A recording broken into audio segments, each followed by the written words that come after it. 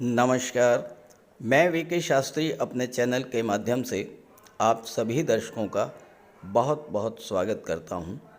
17 जुलाई 2023 प्रातः 5:19 पर पूरे एक वर्ष के बाद ग्रहों के राजाधिराज भगवान भुवन भास्कर सूर्यदेव चंद्रमा की राशि कर्क राशि में गोचर करेंगे और कर्क राशि में 17 अगस्त 2023 तक सूर्य का गोचर रहेगा। ज्योतिष शास्त्र में सूर्य को पिता का कारक माना गया है और चंद्रमा को माता का कारक माना जाता है।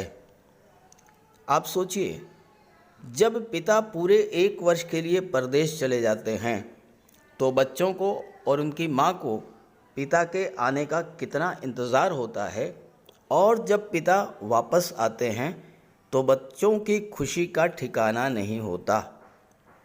पिता कितने खुश होते हैं और माता को कितनी खुशी मिलती है। ठीक यही स्थिति 17 जुलाई को बनने जा रही है। पूरे एक वर्ष के बाद सूर्य का गोचर कर्क राशि में होगा। सूर्य पिता के कारक हैं। कर्क राशि चंद्रमा की राशि है और चंद्रमा माता के कारक हैं। तो बिल्कुल यही स्थिति बनेगी। सूर्य कितने प्रसन्न होंगे और बच्चे कितने प्रसन्न होंगे। और बच्चे कौन? बच्चे हैं हम सभी प्राणी, हम सभी जातक प्राणी मात्र जो इस धरती पर निवास करते हैं, उनकी खुशी का ठिकाना नहीं होगा।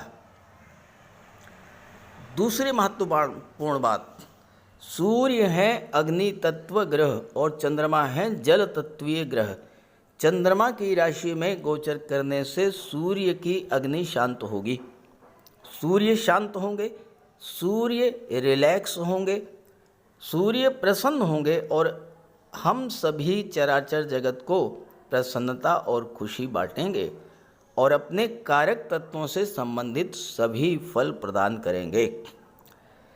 जब सूर्य कर्क राशि में गोचर करेंगे तो वहाँ पर बुध का गोचर पहले से ही रहेगा।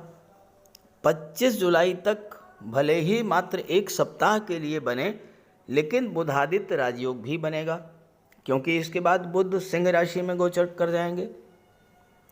हालांकि सूर्य शनि का षडाष्टक योग भी बनेगा और इस षडाष्टक योग के कारण कुछ समस्याएं बढ़ेंगी, चुनौतियां बढ़ेंगी, चैलेंजेस आएंगे, लेकिन उसे फेस करना पड़ेगा।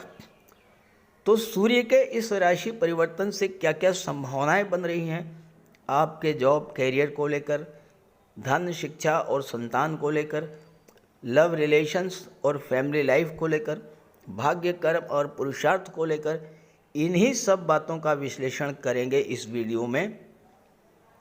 ये विश्लेषण आपकी चंद्र राशि के आधार पर किया जा रहा है। सूर्य के राशि परिवर्तन का मीन राशि के जातकों के जीवन पर क्या प्रभाव पड़ेगा, यही होगा चर्चा का विषय। वीडियो के अंत में मैं आपको सूर्यदेव के उपाय भी बताऊंगा। तो ये है मीन राशि के जातकों की कुंडली। आपके लग्न के स्वामी हैं देवगुरु बृहस्पति, और देवगुरु बृहस्पति सूर्य के परम मित्र हैं।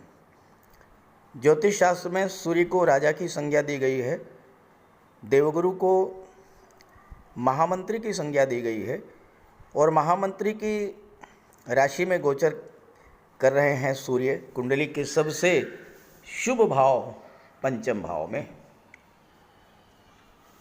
पंचम भाव शिक्षा का होता है, संतान का होता है, लव रोमांस का होता है, आपकी क्रिएटिविटी का होता है, आपके पूर्व संचित कर्मों का होता है, लॉटरी का होता है, शेयर का होता है। इन सब चीज़ों को पंचम भाव शो करता है। सूर्य चंद्रमा की राशि में है। चंद्रमा क्या है? आपका मन है। अब एक तो चंद्रमा की राशि में गोचर करने से सूर्य अत्यंत शांत रहेंगे, रिलैक्स मूड में होंगे। दूसरी बात यह है कि आपका मन कहाँ पर होगा? आपका मन इन समय पंचम भाव पर फोकस करेगा और छठे भाव पर फोकस करेगा। मन आपका पंचम भाव में लगेगा, छठे भाव में लगेगा, पंचम भाव की चीज़ों में और छठे भाव की चीज़ों पर आप विशेष रूप से फोकस करेंगे इस गोचर काल में। अब पंचम भाव क्या होता है? शिक्षा का होता है, लर्निंग का होता है, और यहाँ पर सूर्य का गोचर है। आप देखिए, शिक्षा का स्वरूप बहुत व्यापक है। आप किसी भी क्षेत्र में हैं, जीवन भर आप कुछ न कुछ सीखते ही रहते हैं, और सूर्य के प्रभाव से आपका आत्मबल बढ़ेगा। आप अपने अपने क्षेत्र में और अधिक सीखेंगे और उसका आपको बहुत बड़ा लाभ प्राप्त होगा, क्योंकि सूर्य लाभ के भाव पर दृष्टि डाल रहे हैं। चाहे आप शासन प्रशासन में हो, चाहे आप राजनीति में हो, चाहे सरकारी नौकरी में हो, हर क्षेत्र में इस समय सूर्य आपको लाभ देने की स्थिति में है।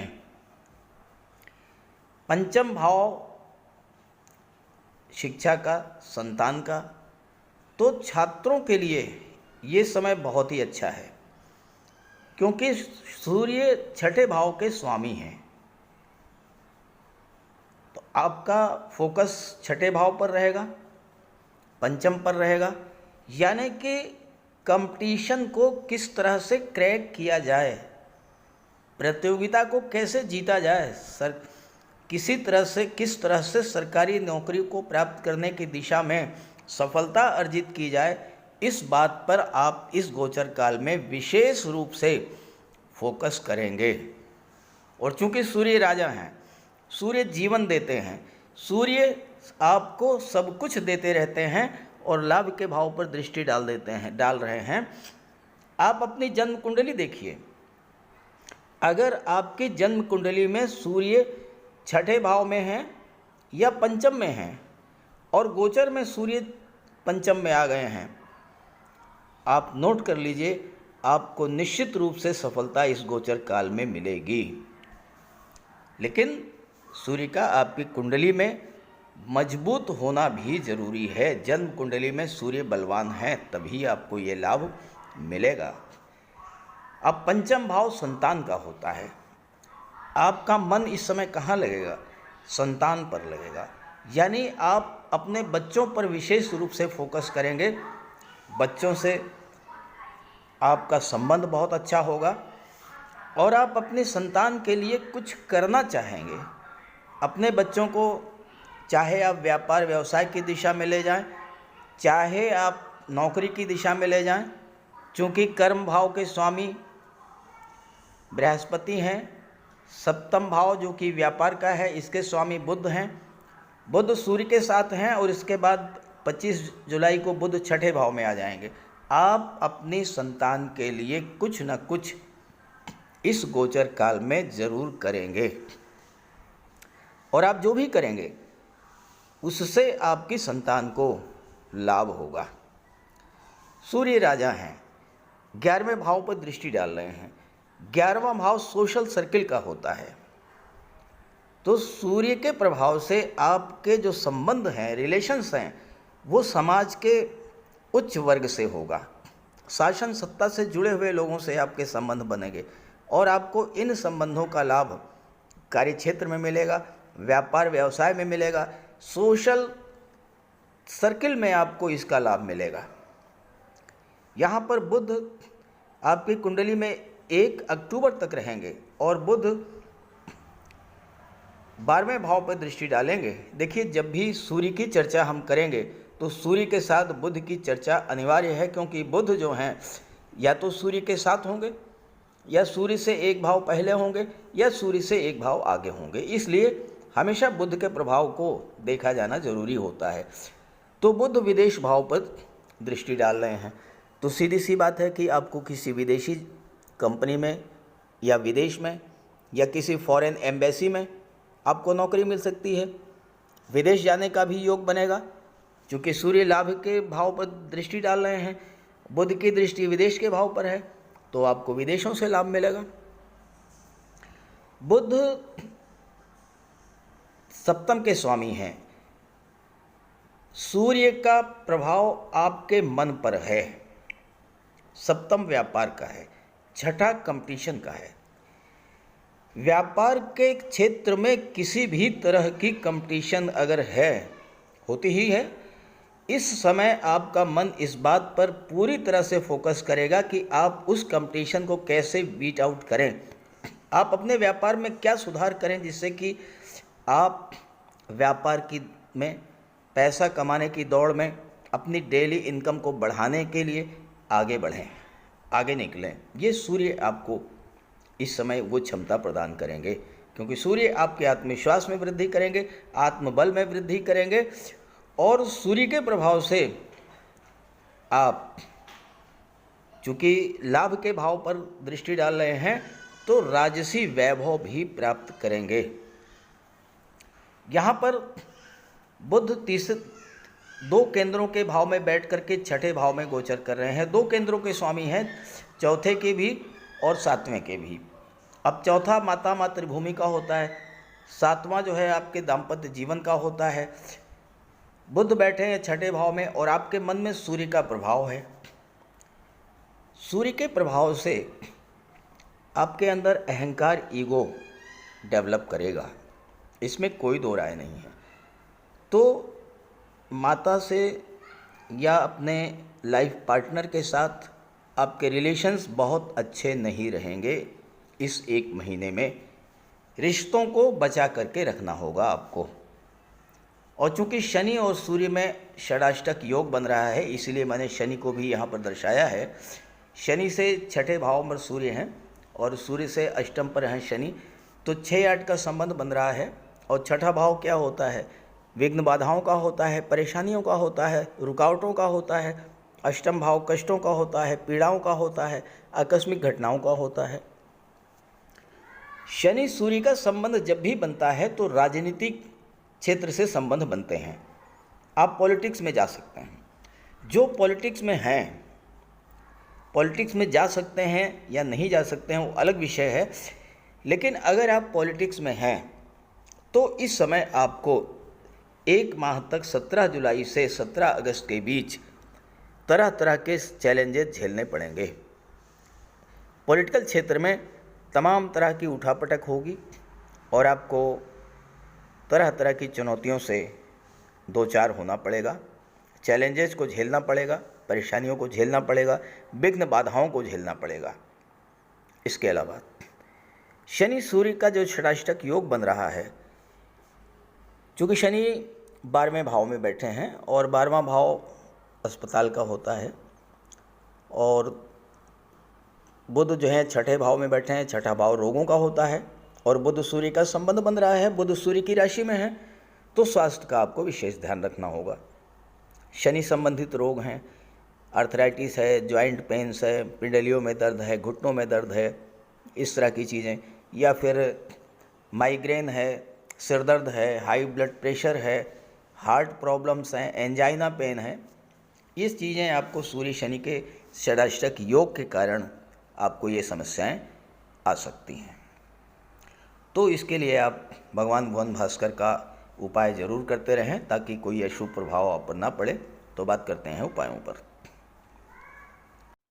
सूर्यदेव की आराधना करें। खास करके छात्रों को या जो कॉम्पिटिटिव एग्ज़ाम्स की तैयारी कर रहे हैं उन्हें तो सूर्य के उपाय अवश्य करने चाहिए। सूर्य आत्मा के कारक हैं। इस पृथ्वी पर सूर्य के कारण ही जीवन है और सूर्य की ही ऊर्जा, प्रकाश और ऊष्मा से हम कार्य करने में सक्षम होते हैं। सूर्य देव की आराधना करेंगे, आत्मा को बल मिलेगा, आत्मविश्वास में वृद्धि होगी, कार्य करने की ऊर्जा प्राप्त होगी, जीवन में रोशनी आएगी, भाग्य चमक जाएगा और फिर आप सफलता की सीढ़ियां चढ़ते चले जाएंगे। तो प्रातःकाल स्नान करते समय जल में लाल पुष्प या केसर डाल करके स्नान कीजिए। इसके बाद सूर्योदय से 1 घंटे के भीतर सूर्य देव को अर्घ्य दीजिए। तांबे के लोटे में जल, अक्षत, लाल पुष्प, रोली, लाल चंदन ये डाल करके सूर्य देव को अर्घ्य दीजिए। ध्यान रखें कि सूर्य देव को अर्घ्य 3 बार में देना है। 1 लोटे जल को आपको 3 बार में अर्घ्य देना है और साथ ही साथ इस बात का ध्यान रखना है कि जो जल है वो आपके पैरों पर ना गिरे। इसके बाद गायत्री मंत्र का जाप करें, आदित्य हृदय स्तोत्र का पाठ करें। छात्रों को तो सूर्य का ये उपाय नियमित रूप से करना चाहिए, क्योंकि सूर्य ही सरकारी नौकरी के कारक हैं और आज के युग में हर छात्र का सपना होता है कि वो आईएएस बने, आईपीएस बने या शासन प्रशासन में उच्च पदस्थ अधिकारी बने, और सूर्य इन सब के कारक होते हैं। सूर्य पिता के कारक हैं। पिता का सम्मान कीजिए, उनकी सेवा कीजिए, उनके मार्गदर्शन में आगे बढ़िए। यदि किसी तरह का कोई विवाद भी है तो उसे भुला दीजिए और उन्हें किसी तरह का कष्ट तो बिल्कुल न दें। इससे सूर्यदेव को बल मिलेगा। सूर्यदेव को बल प्राप्त हो, इसके लिए रविवार को नमक का सेवन न करें। दलिया, दूध, दही, गुड़, गेहूं की रोटी, इन सब का प्रयोग करें।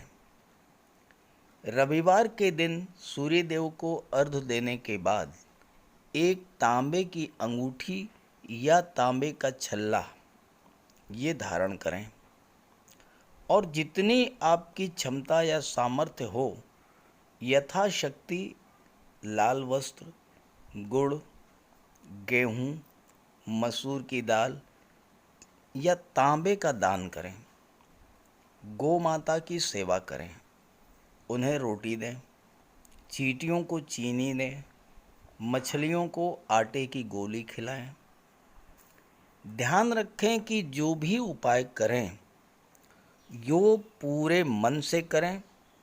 उपाय करते समय सूर्यदेव का ध्यान करें और साथ ही साथ अहंकार और क्रोध इनसे दूर रहें। आप ये उपाय करके देखिए, जीवन में इतना बड़ा परिवर्तन आएगा कि आप कल्पना नहीं कर सकते। तो मेरी बात से सहमत हों तो उपाय शुरू कर दीजिए, और वीडियो अच्छा लगा हो तो अपने साथियों को, मित्रों को भी ज़रूर शेयर कर दीजिएगा। नमस्कार।